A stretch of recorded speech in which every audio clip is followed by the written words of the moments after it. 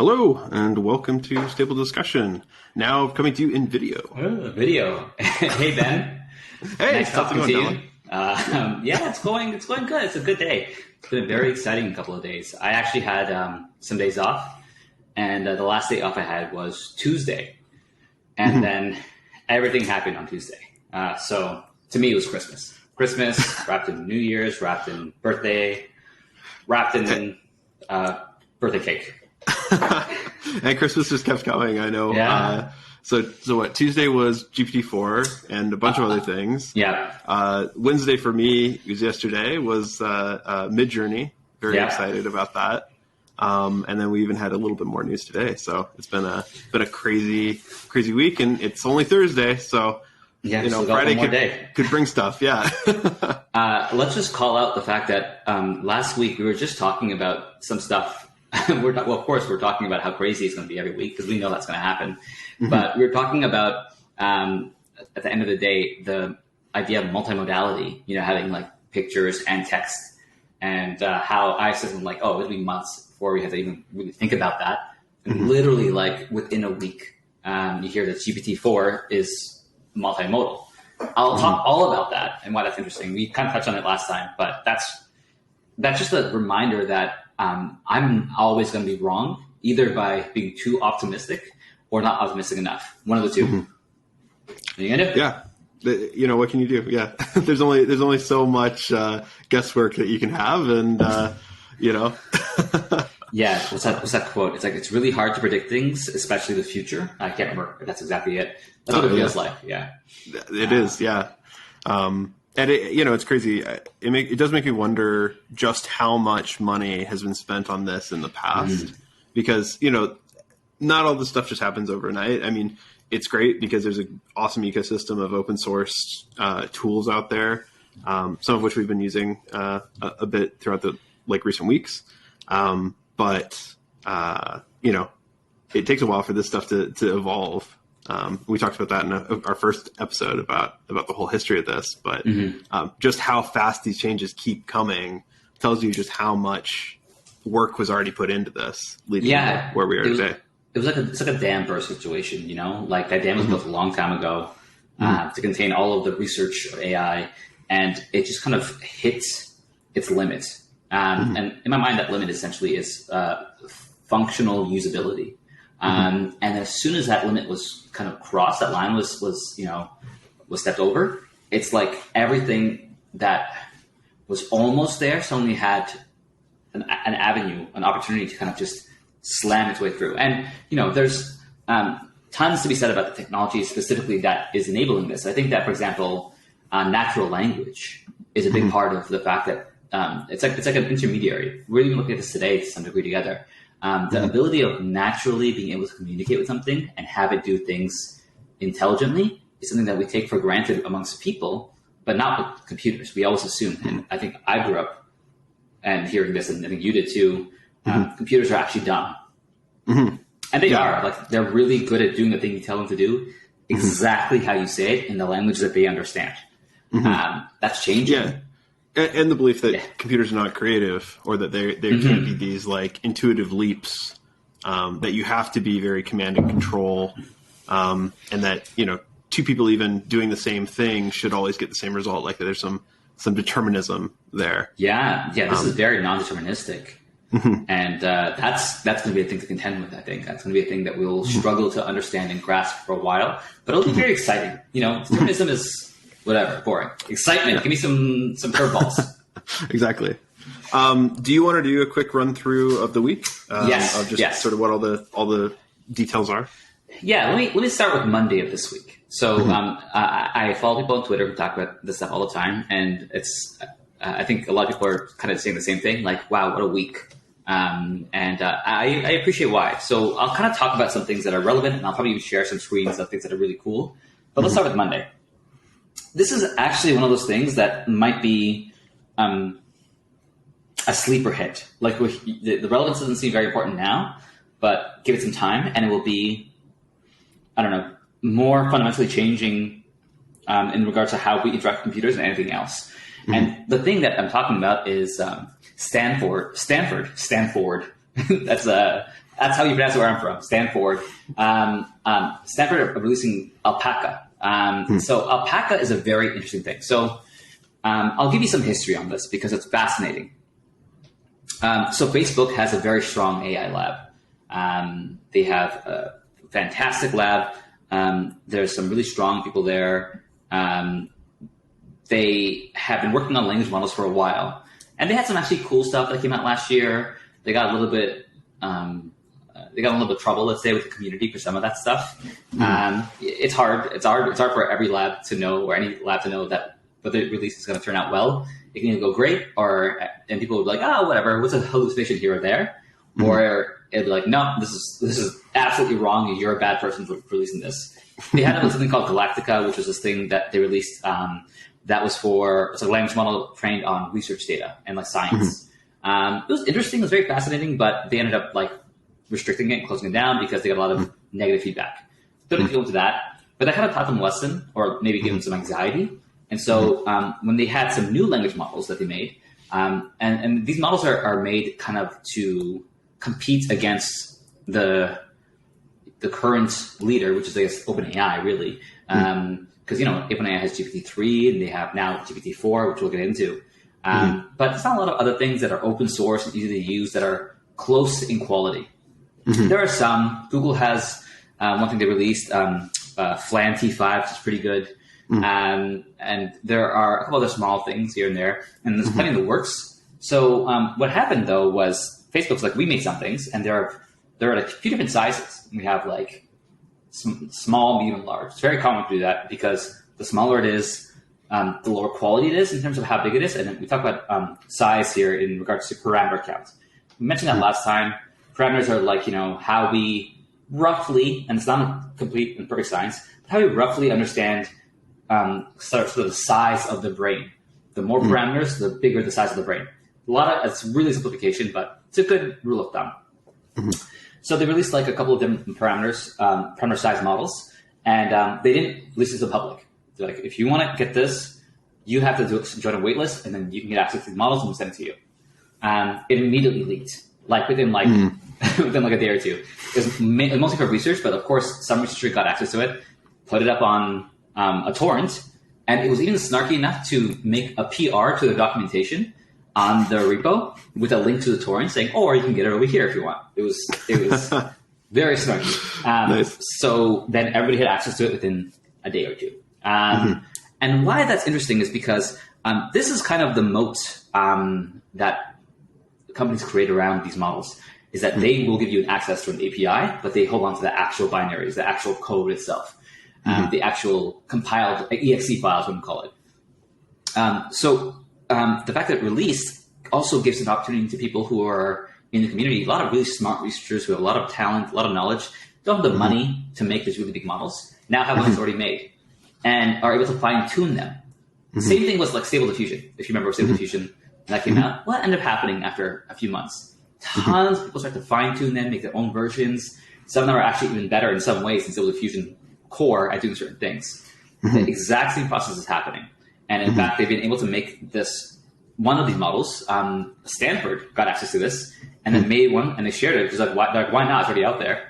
That is a 7 billion parameter model, and that can run on like a pretty decent computer graphics card, or like a MacBook.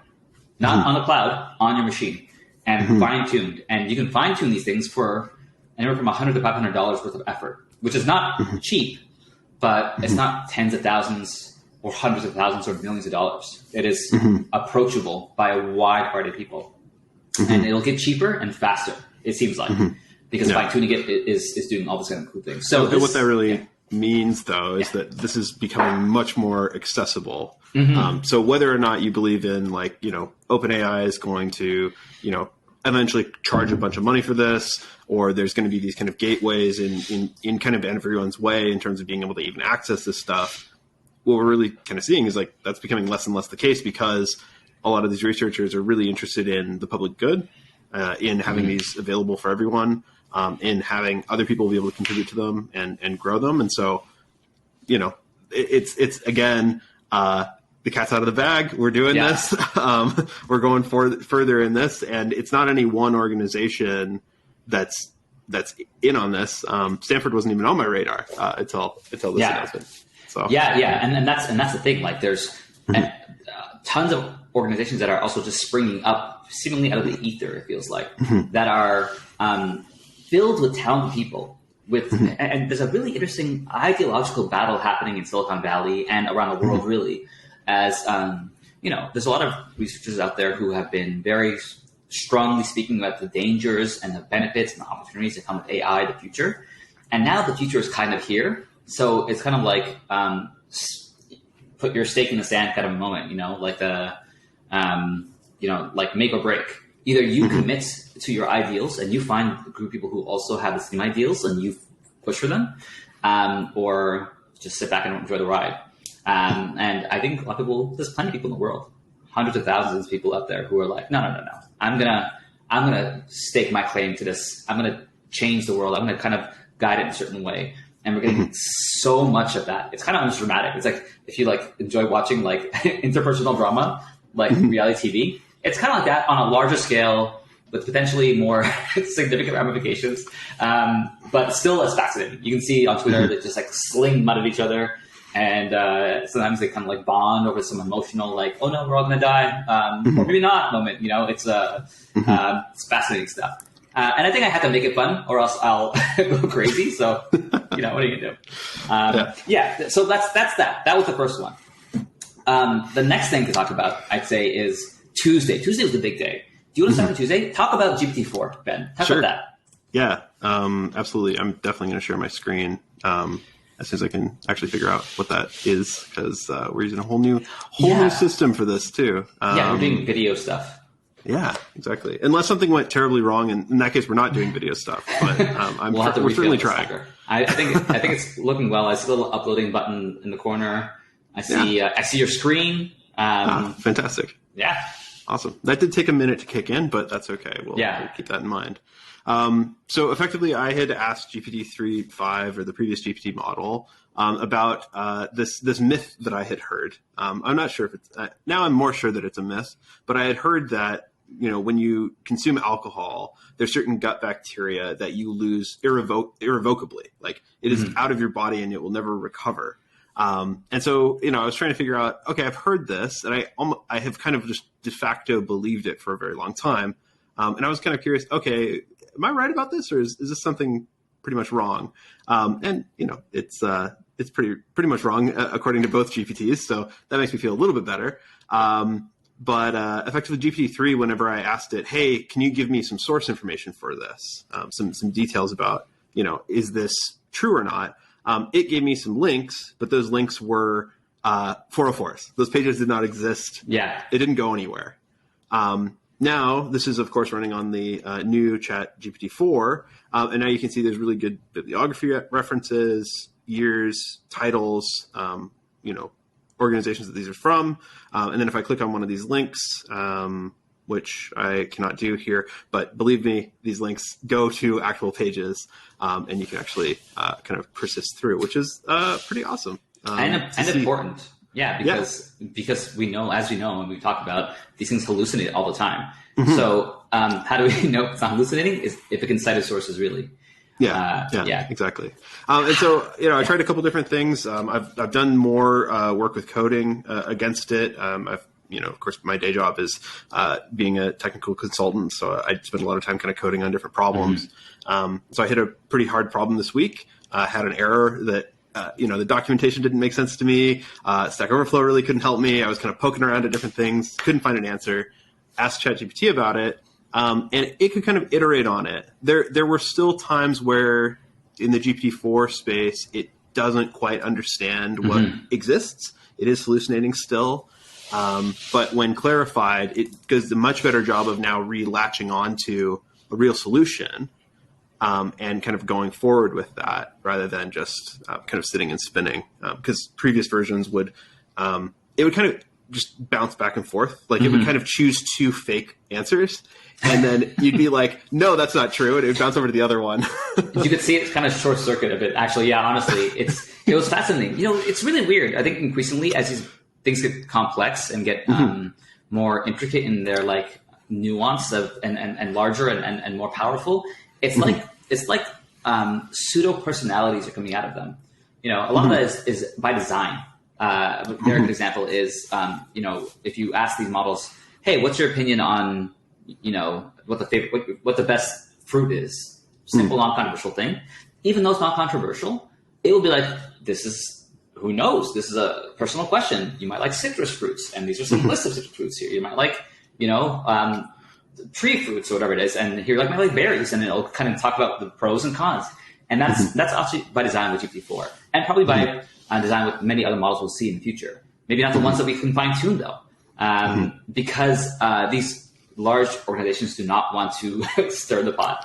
They want to avoid drama as much as possible, and that's a fascinating thing. You know, that's an impact on our collective psyche that should be very interesting to see. So the personalities that they have are partially by design, partially just by their inherent nature because of how they've been taught and what ratio of like GitHub repositories they have in them versus, you know, Facebook comments they have in them. I don't think I have any Facebook comments in them. I think that'd be a terrible idea, but like that sort of thing, right? It's fascinating. It is. But that was the big one on Tuesday for me, at least. But there was a number of other ones I know that are a lot closer to your heart, especially Adept. So let me kind of go through the list for Tuesday. I'll just knock it out real quick. Even things that are really interesting, and then we'll go all the way to you know, like today, which is Thursday. So GPT-4 out. It's available on, you know, Copilot. Not Copilot in the Chat GPT. But only if you're paying. Plus. Yes, only if you're paying. But also, I found out today that Bing is now seemingly opening their doors up, so you can use the Bing version of the chat, which we found out is actually using GPT-4 under the hood. Maybe not the same model that you see in chat, but the same family of models. And that is hooked up to the internet, so it'll be even better at giving you sources. Interesting thing. Go give it a shot. Then you have Anthropic. Anthropic is a company that is very fascinating to me. They're a company that came out of I'm pretty sure they're the one that came out of OpenAI. A lot of old OpenAI developers and other developers over the years left OpenAI because they felt like they weren't focusing enough on, you know, alignment is the term to use, which is making sure AIs don't kill us all. I hate using that terminology, but that's a really good shorthand for what they're really worried about. There's other things about alignments. Make sure that when I tell it, hey, can you do X for me? It does it exactly the way I want it to do, and I don't have to kind of do as many back and forths. That's kind of alignment as well. But the real meat and bones is let's make sure we're safe. So they released Claude. Claude is a model that they are now allowing you to access through a waitlist. You've had some chances to see it here and there, and it's actually quite good. It's really good at being like honest. It's very accurate, better at setting sources than most. And it has a lot of really cool specific training mechanisms that are unique to Anthropic. Like they have something called what's it called? It's called the constitutional AI or constitutional model, where they basically wrote a constitution for the model when they were training it and said, follow these rules. If you've heard of Isaac Asimov and his 3 rules of robotics, it's really hard to not make that comparison. Essentially, the idea is that sci-fi story, you can make 3 rules: don't, you know, hurt people, don't do things that by inaction hurt people, yada, yada, yada. Those kinds of rules. iRobot kind of talked about this as well, too, with Will Smith, who's controversial today as well. They regardless, they released their own models. And I think they're probably pressured to do so because it's now make or break. A lot of other people have to like compete against OpenAI's increasingly cheap prices and increasingly powerful models, and they have to get out there. So we're going to see a lot of this stuff, including next on the list, Google Palm's API. They announced theirs. Now, this is interesting because Palm has been known to be fundamentally the strongest language model, potentially up till now. Who knows? GPT-4 might have actually edged it out. You know, it'll be hard to compare unless you actually get your hands on them both. But it's fundamentally very powerful. We have to have them both take the SAT and see who does better. That's, I think, that's apparently the way that some of those benchmarks were done, at least for GPT-4. Yeah, and it's hard because a lot of these benchmarks are written. So you want to avoid something called I think it's called pollution usually, where I'll give you an example. It's like it's like, let's say you got a test or a quiz to write out, and they also need to study the day before. And when you study the day before, one of the things that you got to study with is the answer to the quiz. Like you saw the quiz questions and the answer below. And so the next day you come to the quiz and it's like, okay, I studied, but I didn't really study. I just memorized. So you want to avoid, in the same vein. It's like overtraining. Yes, exactly. Or even just like a clear enough reference for it to recognize in its context. Oh, these questions I actually have the answers to already. So really the best benchmarks are tied to questions that don't already exist in the training corpus that's fed into these models. Because you can get a real idea of whether or not they're answering this from like, finding connections that don't already exist in their guts versus just kind of repeating stochastically on what they have. Anyway, tangent aside, Google Palm out. Not out. Waitlist is announced and open. You know how that is. I think they're getting pressure and they want to show off what they have. And you can see some of the stuff on Twitter. You can see some of their, like, they've shared some of the sort of, let's say, API, that kind of how it works. And it's good. It's nice. But it's it won't count until people have their hands on it. And that'll have to happen soon because, OpenAI is just eating their lunch and Microsoft is eating their lunch right now. So we'll see. Next up is Adept.ai, a company I've been watching for a while. They raised $350 million in funding. I think that puts their valuation in the, if not billions, at least billion. And what's interesting about them, and let me just share my screen real quick about them because I just love showing off what they're doing, and probably why. And I think they're probably feeling pressure too because I bet you the things that they are working on are kind of being tackled to some degree by OpenAI through Microsoft and Google. So yeah, let me share my screen real quick. So share. First time I'm sharing my screen. What are the options? The screen and presentation. Which one did you choose? Oh, I think I did window or the. Cool. I'll do the screen one. Here we go. Share. I'm not sure which one that one was. Yeah. Can you see my screen good? Let's see. Yep. Coming through. Cool. Right. Yeah. So what's interesting about this over here is that this is from last year. So this is already like old news. But they kind of showed off some of the cool things that are. We're looking at.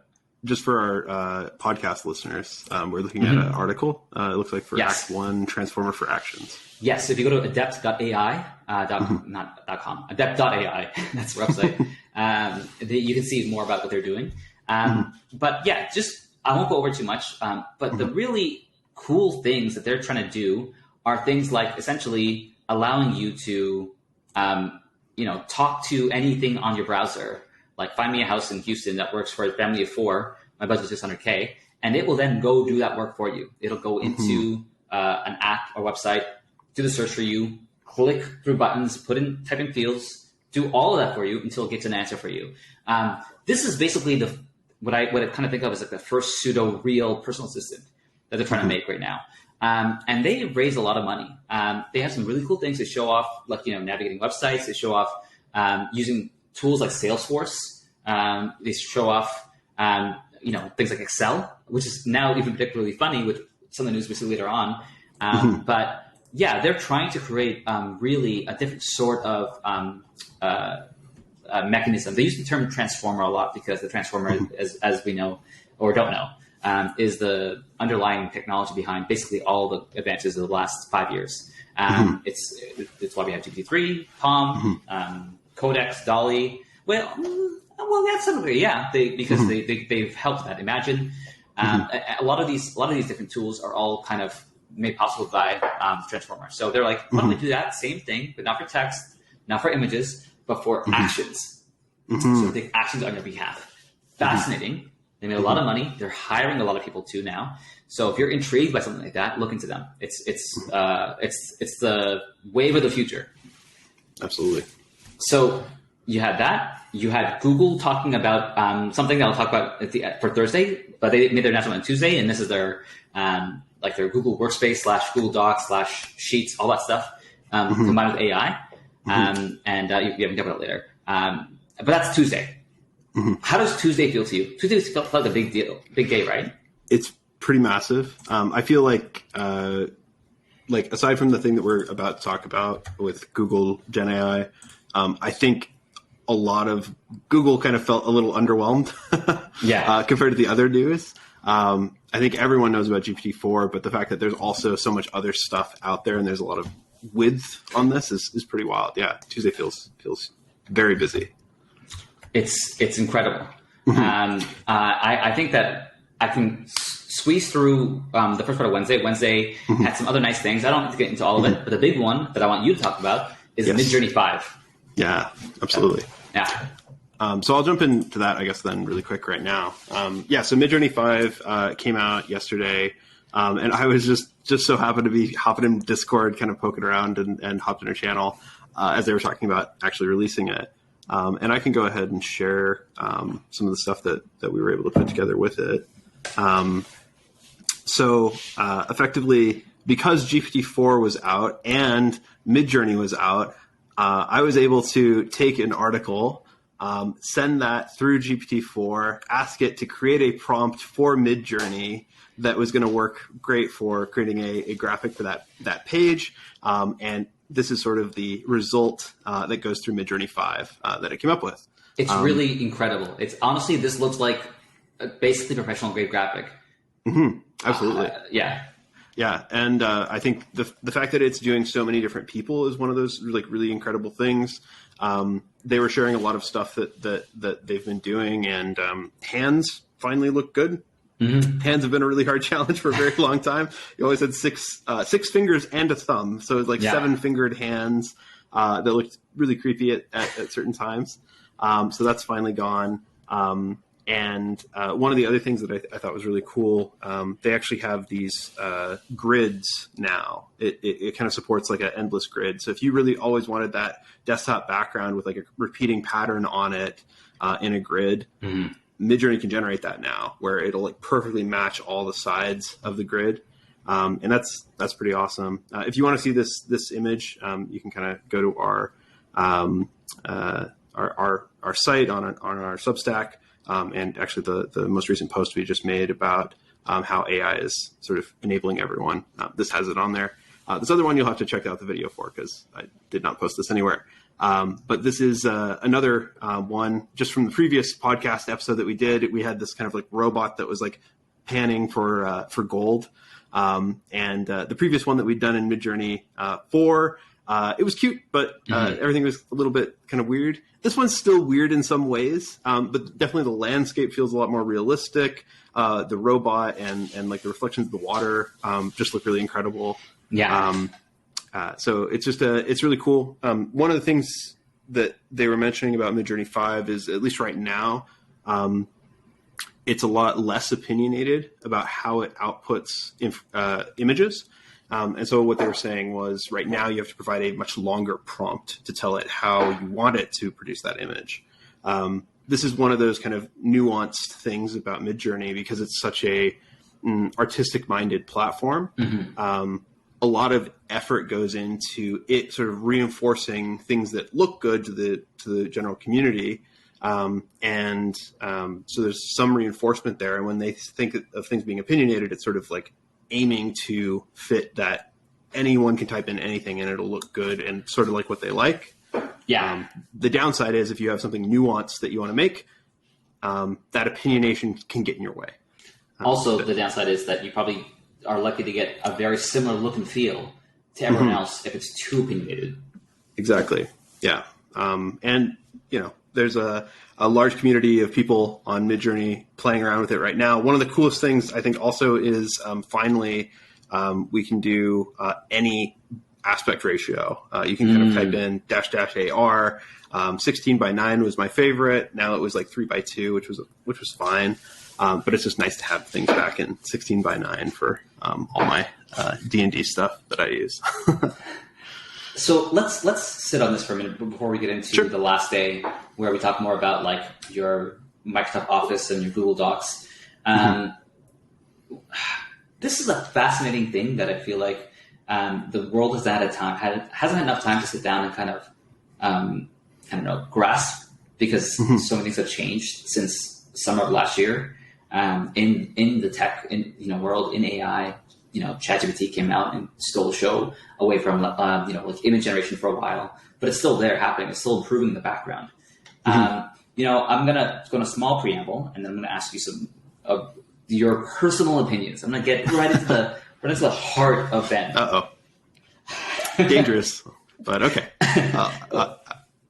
Okay. Okay. So, there's a lot of complicated feelings that people have towards models making art.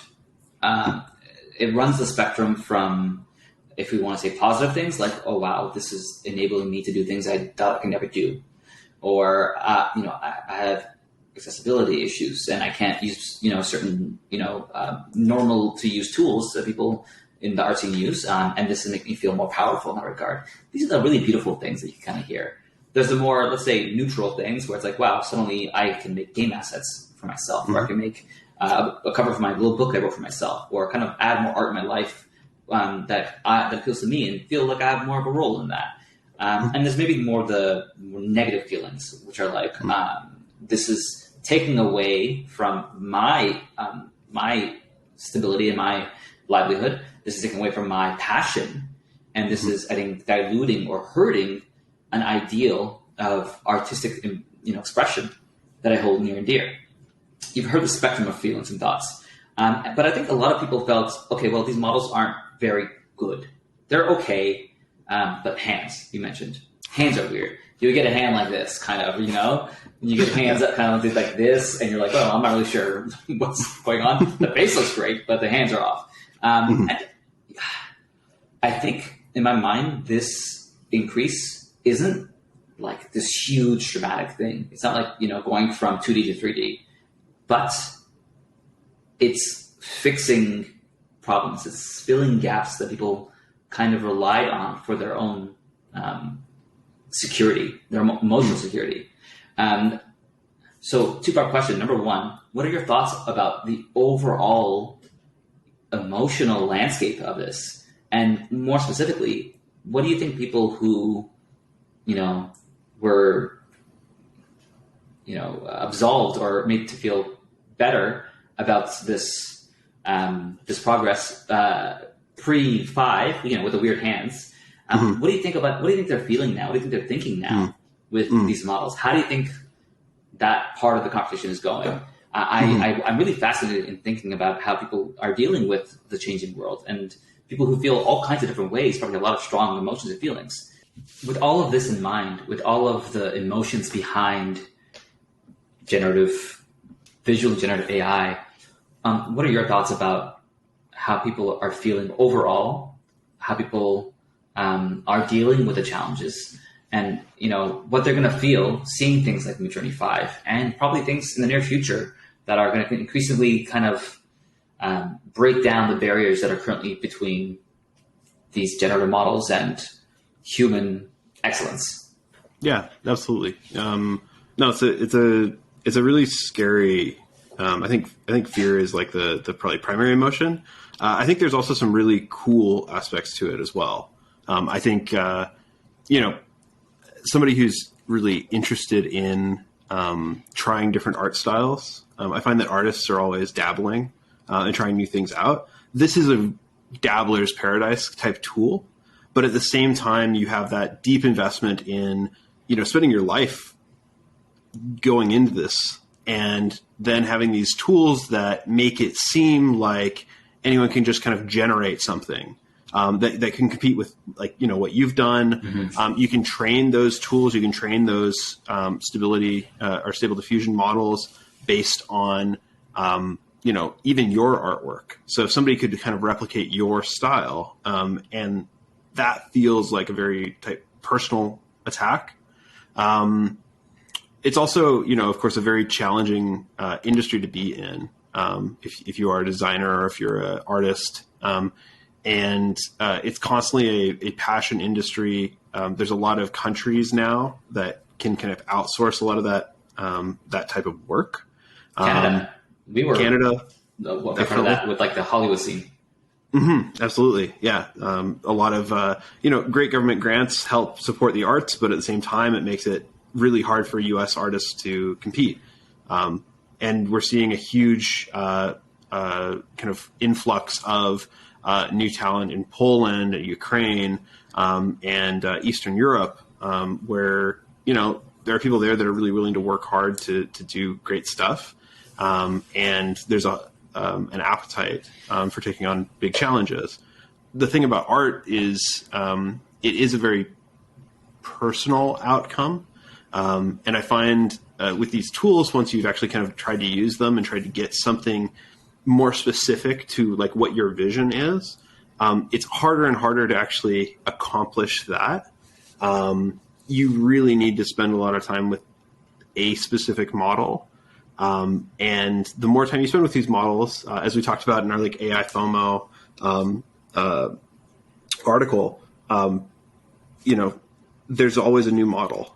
So, if you spend a bunch of time with the model that exists today, it might go outdated, and all of that understanding, all that training, all that detail work that you've done to understand using it could just kind of go away. It could, you might not get a return on that. Yeah. Ironically, I think you see even people who, I saw an article today about somebody who fine-tuned their own model, and all of the images out of it, they want to copyright. That's complicated. It's a complicated thing. And it's an ironic thing considering the nature of these models and how they've been formed initially. So it's not like people who love this stuff are immune from the challenges, emotionally speaking, that come from bonding with your own art, wherever that medium may be coming from. Yeah, I do think there's another part to this that at first when you started asking the question, it kind of came up in my thinking, and that is, is this just a continuation of an existing problem to some degree? Globalization, kind of? Globalization, but also like how people share things and how people sort of adopt anything and kind of already share it. If you think about even cartoon artists, a lot of times people create memes, or they start sharing some of these different pieces of work without any sort of attribution to who created it. That's terribly similar to something like Midjourney, where you're taking this work, this kind of source, this idea of what looks good, you're pushing it out, and there isn't sort of a artist on the other side of that. So I think this is a continuation of an existing problem to some degree. One of the reasons why I think Instagram and TikTok, I guess, are the only two things that I use, is largely because they're fairly focused on you creating your own stuff. There's not a lot of sharing. There's some, but that's not the interesting thing. That's not why people go there. Yeah. Versus Facebook or Twitter or some of these other places where sharing is the primary. Yeah, I heard though a couple artists that are on Instagram who kind of revealed that they were using like Midjourney for their photographs, and that was at before. And they're doing like black and white photography. That's really great. And some people got really upset about that because they're like, I said you inspired me, and I found out that your thing is fake. So before we move on, here's my final thought. I feel like we're in this really, really, really emotional place, and justifiably, rightly so. I think I don't want to bemoan or begrudge anybody these emotions, because I completely appreciate how this is a challenging experience. It challenges our preconceived notions as to what our lives would be when we grow up. It challenges our preconceived notions as to what art is. It challenges our preconceived notions as to what language is and how we communicate and how we share and how we live our lives fundamentally. And it feels like we don't have enough time to really get over the first challenge before a new one comes out. So I think there's going to be a lot of people who feel absolutely overwhelmed, absolutely unable to deal with the changes that we're seeing. It started, I think, really with art last year, where the mainstream started to kind of come across this. It's starting now with language models. It'll continue to get more and more complicated. You'll see game assets soon, 3D models. You'll see people making small games in one prompt. I've already seen that, actually. You'll see whole books written soon. Right now, GPT-4, this is a larger model that we'll have access to soon. We'll hit about 32,000 tokens, and we'll go over tokens another day. But that's about 25,000 words. For comparison, the current model you can use is about 4,000 words, or 3,500 really. Night and day in terms of size, almost 10 times the size essentially. What happens if that goes up one more time from 25 to 2,500 to 25,000? Sorry, 20,000 to 250,000. What happens when you go from 25,000 pages is about 45, 50 pages of a book times 10 is 500. That's a decent sized novel. That will be with GPT-5 or 6 potentially, a larger model, maybe the Palm 2 or 3 that comes out. They'll be able to make images as well. They'll be able to write textbooks for you. All of this stuff is just so mind blowing that I can't begrudge anybody feeling like they need to take a step back. And I'll talk about AI. I was talking to a friend of mine the other day, and she was just saying, like, I was talking to her in, I think it was October of last year, and she was asking me about AI because she's like, "You seem to really care about this stuff a lot. Why? What's going on?" And it was great timing because ChatGPT came out very shortly after this, and I was like, I think this is kind of a Don't Look Up moment. If you haven't seen that movie. There's this giant meteor coming towards Earth, and there's some people who, for whatever reasons, no judgments on them, just aren't looking up at it, and some people who are, and it's like, this is significant enough that it's going to change everything in our lives, and I think this is something we're all feeling to some degree now, or if not all of us, maybe increasingly so. This is probably why you listen to our podcast. So be kind to those around you. If you're excited about the stuff, if you're really pumped like I am, try to be gentle with it. Don't understand if someone else feels excited, but they feel upset or anxious or nervous. It's because they're human beings. We're all human beings, and this is hard for all of us. Even me, even someone who's very excited, every once in a while I just think about the code. I'm like, this thing's writing code. It's writing code that's pretty good, and it's better than last time, and it's getting a little better. And I'm writing apps that let it automatically turn its code into little mini apps for me. And there's a bit of a challenging feeling. Even I feel about this. I make gaffes, by the way, for people who don't know. So I think let's just be kind during a very trying time that we will be feeling. I think it'll be increasingly trying, and it'll be important that we all try to empathize with each other. I think. Yeah, absolutely. I think that's a really great point to kind of go into the next piece. The kind of final piece that kind of wraps it between the two is PyTorch, but that's a bit technical. Yeah, we'll kind of skip it this week. But kind of diving in, Microsoft announced updates so that they have AIs now being used inside of their workflow tools and their tools for work. Google Docs, Google Slides. Let me share my screen. Google Sheets and show. Absolutely. And then Microsoft similarly. Also released a similar announcement as well on Thursday, announcing that Microsoft Office 365 is also going to support AI as well. Yeah, so which is what's on the screen here. Microsoft right here. They have a better blog post that's pretty in depth, and this video is really great. I'd recommend watching it.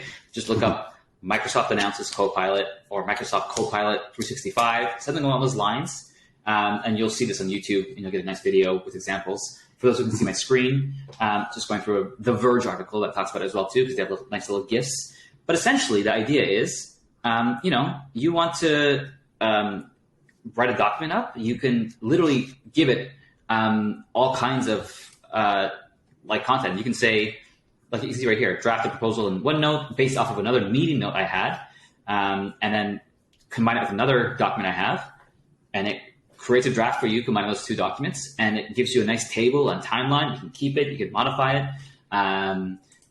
There's tons of more things out here. The slideshow one I really, really enjoyed. You can see it right here. It's just really impressive. They're taking a existing document, they're giving that to the slideshow, and then the slideshow is being built based on that source document, which is just awesome. If you're a really good writer, if you're good at building reports, but you're really bad at making slides, that's the AI for you. Yeah.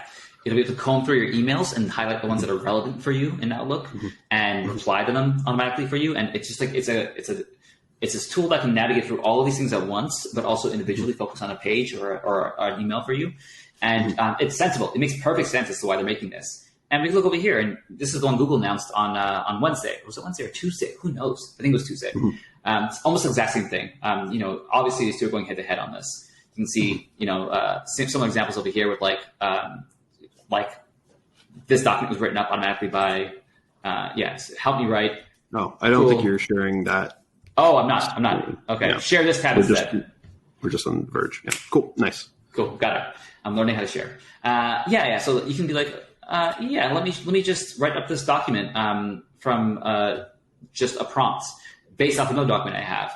And it'll all just sort of work. Yeah, you'll see, again, from scratch, help me write this out. Job posts for a regional sales rep. Cool, no problem. They have the same thing happening inside of their emails. The same thing happening inside of everything. They have it for slides. They have it for Excel. Not Excel. They have Sheets, whatever it's called. And I think this is to some degree, even though it's the kind of the most boring thing that's happening, it's also the most relevant thing that's happening in my mind. I was talking to Ben about this, and I feel like if you think about the people who go to work 9 to 5, work in an office, who have their own businesses, who are in school. They are all using these tools, one or the other, really. It's, almost all either Microsoft 365 or the Google Suite tools. Notion also, to some degree, is getting popular, and other tools like that. But those aren't like these workhorses that handle all of your different kinds of documents. They don't handle sheets and docs and slideshows and all that kind of stuff, and emails. Those tools are handled quite thoroughly by these two companies. And what does it mean when the models that we have are deeply integrated into them and impact every single part of, it feels like, the regular Joes, the everyday, I don't know, the everyday Susan. I don't know their way of saying that. Their lives. Yeah, I think a good way to kind of like start a perspective on this is to first think about like what's the existing experience for everyone day to day right now.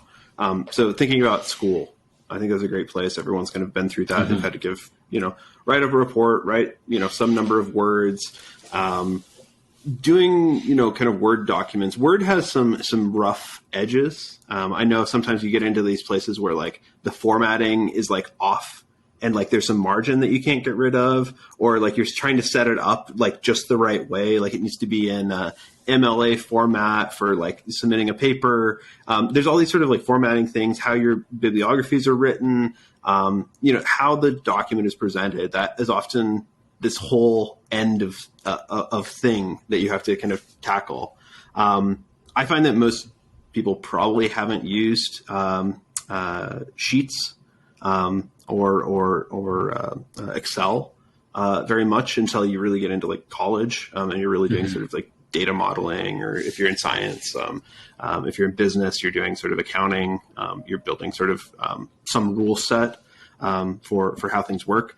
But, suffice it to say, pretty much everyone who has used Sheets or some sort of spreadsheet software has had to deal with the challenge of needing to learn this sort of language of how to do things, this workflow of how to do things. So having an AI to sort of suggest how things work, even something as simple as like adding up a column. I think, my dad's run a business for a really long time. I don't know if he knows how to do that. Yeah. That's the benefit. And there's some really complicated things that I barely can do in Google Sheets that requires people who are basically, I think there's, I'm pretty sure like for Sheets and Excel, there's like licenses you can get from being an expert in them. Because you understand how to use the complicated intricacies of the tool, the formulae, the tabs, the integrations with other tools, all of that stuff. Have you seen the like world championship of Excel? No. It's like an esport where they have these challenges. It's insane. Actually, I do recommend watching it. I'll try to find a link and I absolutely will. And so this is something we have to contend with in the future as well too. And then after that, you have slideshows. You have the Google calls it slides, I think, and I forget what they call it in Microsoft. All the names are different. But same idea, a presentation that you can kind of share. I recommend looking up those videos if you get a chance later on, listeners. They're really impressive. I'm terrible at writing up slides because I sink so much time into them. Tell me this experience happens to you. You're like, I'm going to make some beautiful slides, great animations. It's going to go from one to the next perfectly. The paragraphs will animate nicely. I'll have images that are looking just right, centered well. And so when you base off this document work already, it's a huge document. I'm going to turn it into slides. Now you think, okay, shouldn't be too bad. Hour. No, it ends up taking me like multiple days, weeks sometimes. I'll be just like giving up and trying again later because there's so many mental roadblocks to switching context. Number one, from this big text document to slides. It's hard. It's really hard to say, how do I take this paragraph and turn it into points? It's probably not that hard in the end, probably simple in the end, but your brain just doesn't want to do it.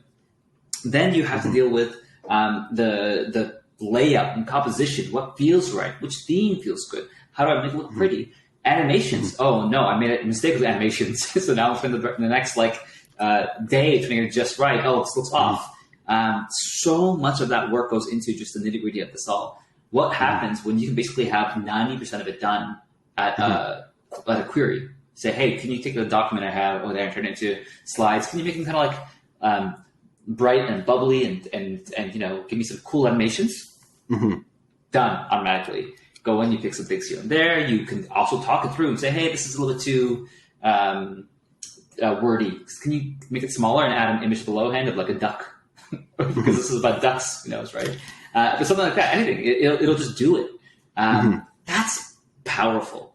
It's powerful for that. It's powerful because it connects with your documents and connects with your Excel sheets and your emails. What do you think about emails? Like the examples you see are things like being able to summarize a chain of emails for you, being able to tell you which emails are probably priority for you. Like, these emails, I've read them all. Here's a summary of the most important things I think that are relevant for you. Being able to automatically start a reply for you and just have you like fix it up, like tweak it. Like tone is too formal, make it less more casual, shorter, and I'll edit it here. Done. What does that mean to you? Yeah, I think the biggest thing too is, especially now, your email's in a lot of places. You have a lot of like newsletters. You have a lot of different categories of email. I think the biggest challenge is, knowing where emails are. And if you had an organization scheme, it's likely that at some point you stopped organizing it the same way. Yeah. It's unlikely you're still doing it the way you originally did it. And so I think there's a base challenge there. Of course, it's hard to find an email thread. Of course, it's hard to find, some of those key things. If it's a very important email, you might, know where things are. But it's also easy to lose track of where did I last look at this email and what has happened since I last looked. I think there's some like just base challenges based on how it works. How you receive emails. There's also a lot of issues that people have. Say you're somebody who uses Outlook, but you're talking to somebody who uses Gmail. The formatting of those emails is completely different. It's inconsistent across the two. Wouldn't it be nice if that formatted for you? Or if that format wouldn't even matter anymore, because I'll give you an example of one thing I want to see, and I'm gonna call this now. It's gonna happen with either Outlook or Gmail. I'm gonna make it a feature drop for their AI, probably not right away, but in the future. You being able to go into your Gmail chat or something like that, or your Outlook chat, and say, hey, can you go through all my emails and look for all my massage receipts? I get them in emails, and can you extract that information, put it into an Excel document for me? Do the sum and table and tell me how much I've spent, and I have a total budget for massages of $1,000 a year, where each massage is covered for $100. Can you show me the diff of what's on cover, what I paid so far, what I have left, and kind of just write it out for me? Hypothetically speaking, I would love to do that sometimes. I have a thought, and I'm like, oh, that'd be great. Am I going to do that? No, that's like an hour of time. I'm not going to do it. Yeah. Absolutely. What if it took you 5 seconds? What if it took you as long as saying it out loud? What kind of powerful tools could you have to navigate and integrate with your emails to your Excel docs, to your Word docs or presentations? Who knows what? This is new territory, and I think there's going to be a new way, like new tutorials. Tutorials aren't going to be about how to use the tool specifically. It's how to talk to your tool.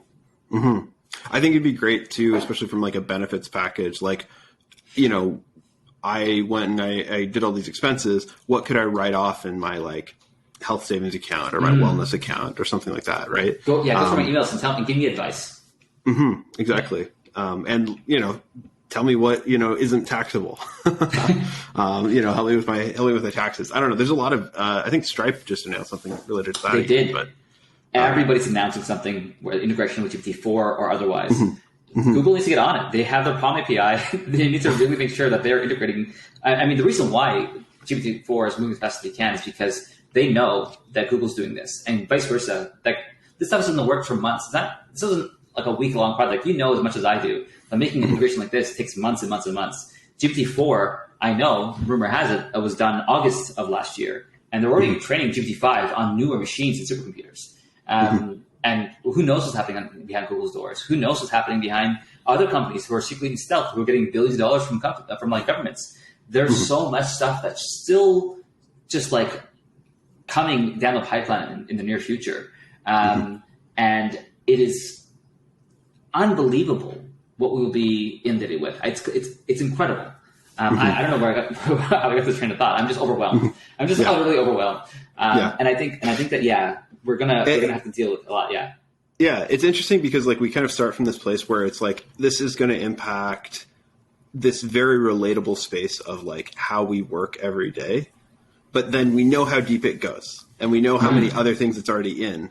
And so this just feels like it's sort of closing the gap a lot faster because it's something so relatable, like working on a Word document or working on a spreadsheet or working on your deck and sending emails, Your dad was going to use this tool soon. Your mom is. Our siblings, our kids, if you have children, and all aspects of life, whether or not we seek them out, they're going to seek us out. The similar way that you've already had sort of autocomplete in a lot of autocomplete has become like this super prevalent thing, right? It's on every phone. It's on Gmail. It's on, Google search. People know what that is. There's a very strong literacy if you're using digital, any browser or phone, what those things are.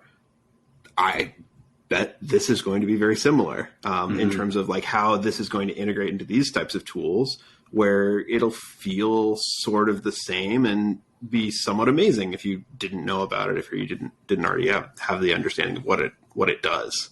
Yeah. This feels like autocomplete scaled in a way that is almost greater than some of its parts in a sense. If you think this is 10 times autocomplete, it doesn't feel like 10 times. It feels like a new thing. Like autocomplete me a whole like slideshow.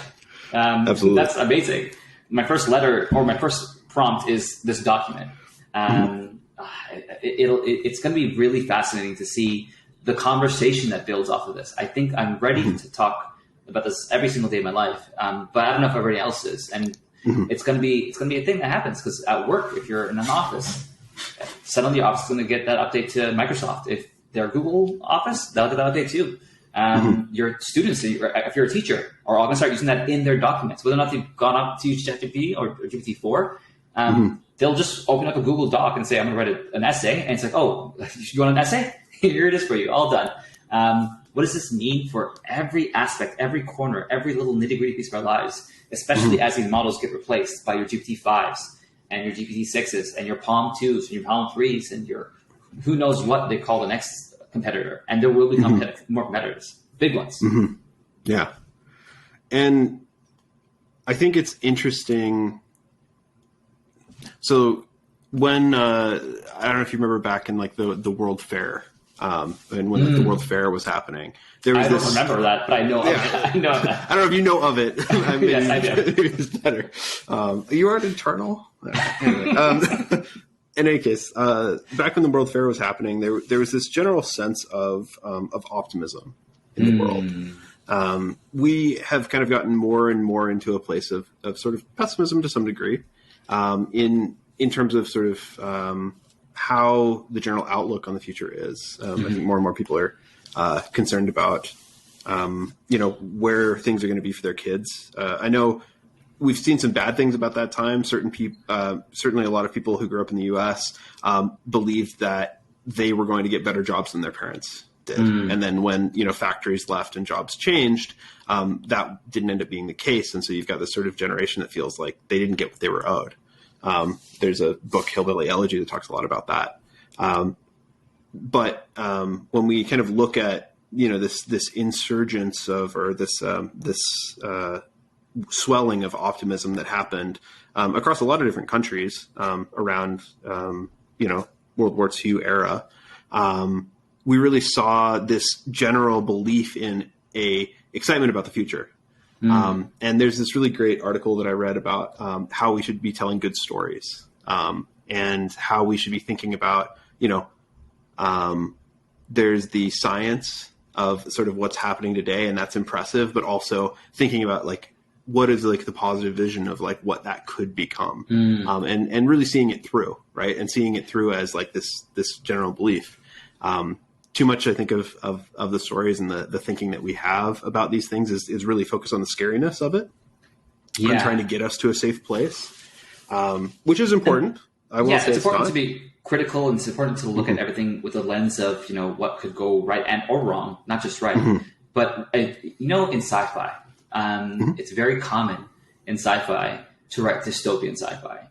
And, people talk about why that is all the time. But one thing I've always gone back to is that it's really, really hard to write a good utopian story. It's really hard. What does that look like? What does that sound like? What does a world made better by the technology you use look like to you? And I think while it's important to look at and concern yourself with how things could go wrong, I almost feel like if you don't think about how they can go right, it'll never be made to manifest. Like part of it's kind of like when when you're skiing, they tell you like not to look at trees, because if you start looking at the trees, you're going to go into a tree. Yes. To some degree, there is a general. You're going to follow where you're looking. You're going to see what you're looking at. A lot of the things that we have in our world today from technology are built off of some of the utopian sci-fi that we've grown up with. Star Trek. Some of it is in other books and series that I won't get into because it's too nerdy. But people are building what they imagine those pieces of at least of those worlds could look like in the future.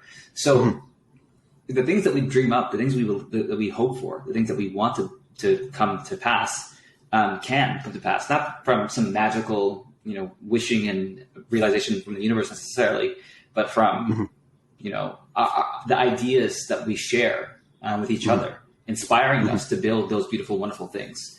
And hopefully that can, win out against all the potentially scary things that can happen from this. Because we can have a world that looks so different, so exciting, so fun.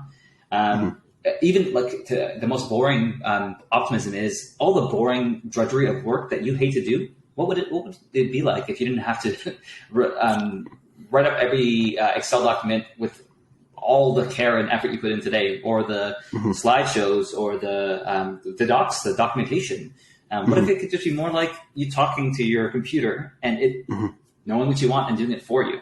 That's the world people are literally trying to build right now. And that's science fiction. That's magic. Hopefully it goes well. Yeah, absolutely. And I think it'll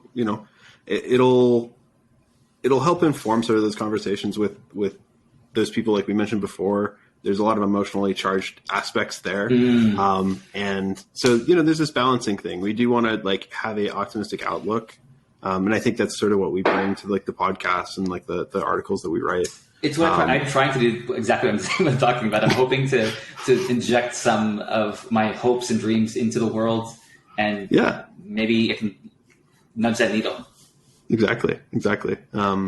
So if that's interesting to you, if you like that vision, if you like this continued sort of outlook, we're not only looking at the good stuff, we're of course taking into account where things could go poorly, but using that to help inform a view of where things could go. So I guess with that, any last words from you, Della?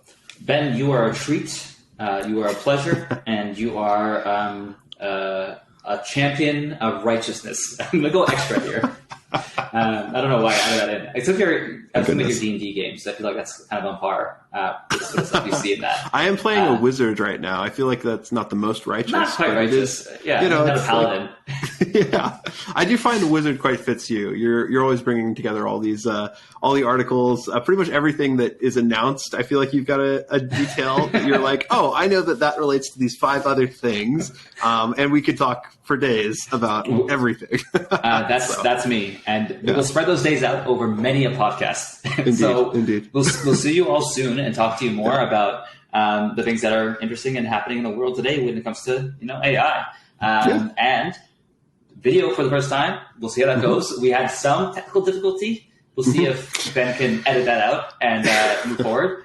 But yeah, we'll get it. We'll figure it out. Yeah, this release may take a little bit extra time. So if this came a little bit late and there's already ChatGPT 5 or Journey 6, you'll know why.